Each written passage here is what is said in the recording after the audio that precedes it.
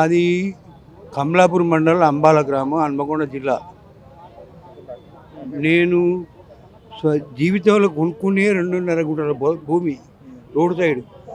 దాన్ని ఎంపీటీసీల పూర్వ అధ్యక్షుడు జేరిపోతుల రమేష్, జె లక్ష్మీనారాయణ, పద్మ ఇద్దరు కలిసి దొంగ పత్రాలు సృష్టించుకుంటూ ఎక్కడ నాకు చెల్లుబాటు కాకుండా వాళ్ళ పలుకుబడి ఉపయోగించి పాత అక్కడ మంత్రి గారు ఉండరు, ఎవరు ఆయన అండదండలతో మమ్మల్ని ఇప్పుడు అది జరగబెట్టి 10 ఏళ్ళు అవుతుంది. ఇప్పుడు తీవ్రంగా చేసి ఇప్పుడు పునాది కట్టే కొరకు సిద్ధమైంది. 2.5 ఎకరాలు కబ్జా చేసిరా? కాదు, 2.5 గుంటలు. 2.5 గుంటలు రోడ్ సైడ్ 2.5 గుంటలు. వాళ్ళు బాగా పలుకుబడి గల్లోళ్ళు అన్నట్టు. గజం ఎట్లున్నాయి? రేటు బాగున్నాయి. 1 కోటి రూపాయలు అవుతుంది. ఇప్పుడు కొన్ననాడు 16,000, ఇవాళ 1 కోటి రూపాయలు. ఎవరిని కలిసిన ఇక్కడ ఆఫీసర్లు ఎవరిని కలిసినా ఏమన్నారు? అప్లికేషన్ కౌంటర్ ఉంది, కౌంటర్లో ఇచ్చేస్తాను.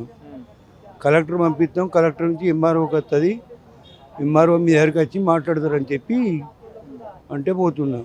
మీ అక్కడ లోకల్ ఎమ్మెల్యేనో మంత్రినో లేకపోతే అక్కడ లోకల్ ఎంపీని ఎవరు కలవాలా?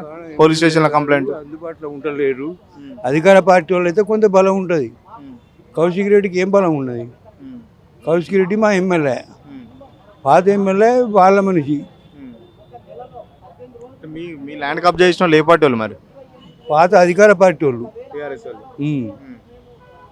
మరి కాంగ్రెస్ పార్టీలో చెప్తే మరి పని అవుతుంది. కాంగ్రెస్ పార్టీ వాళ్ళకి కూడా చెప్తామనే ప్రయత్నంలోనే ఉన్నాం.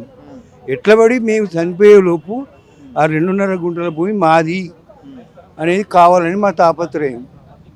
మేము జీవితంలో కొనుక్కునే గవ్వే 2.5 గుంటలు.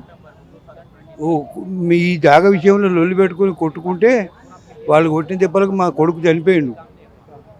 అంటే కొట్టినప్పుడు చనిపోలేదు, వాళ్ళు కొట్టిన దెబ్బలకు దెబ్బపడి 1 సంవత్సరానికి చనిపోయాడు. ఇప్పుడు మళ్ళీ మమ్మల్ని కొట్టే కొరకు నేను నా భార్య ఇద్దరే ఉంటాను ఊళ్ళో. ఎప్పటికప్పటికే దాడి చేసే కొరకు ప్రయత్నం మీద ఉంటారు. పోలీస్ స్టేషన్లో కంప్లైంట్ చేయలే? మరి పోలీసు వాళ్ళు వాళ్ళోళ్ళే, ఎంఆర్ఓ వాళ్ళోళ్ళే, అంతా వాళ్ళోళ్ళే. వాళ్ళు రోజు నిత్య వ్యాపారస్తులు అన్నట్టు. ఒకరిని బట్టియడమా, ఒకరిని ఇడిపియడమా, వాళ్ళకు మీడియేటర్గా మెదరడమా, వాళ్ళకు ఉంటుంది. మేము పోయి అడిగితే అక్కడ నిలబెడతారు పోలీసు వాళ్ళు.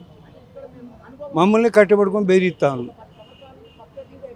మన కొత్త సిఐహెచ్ పోయి కలిసిన, నువ్వు నడువు, బయటికి నడువు, నడిచి మాట్లాడు అంటాడు.